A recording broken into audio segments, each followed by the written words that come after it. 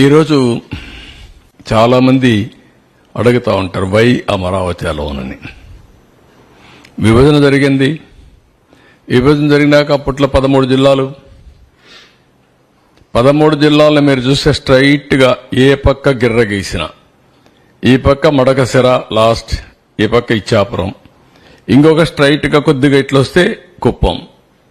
550, 590, ఇక్కడ 594 కిలోమీటర్లు. ఎటు చూసినా సమదూరం ఉండే ఏకైక ప్రాంతం అమరావతి. ఎవరు బుద్ధి జ్ఞానం ఉండే ఏ వ్యక్తి అయినా సరే దీన్ని ఏమాత్రం కూడా డిఫర్ కారు మనిషి అనేవాడు.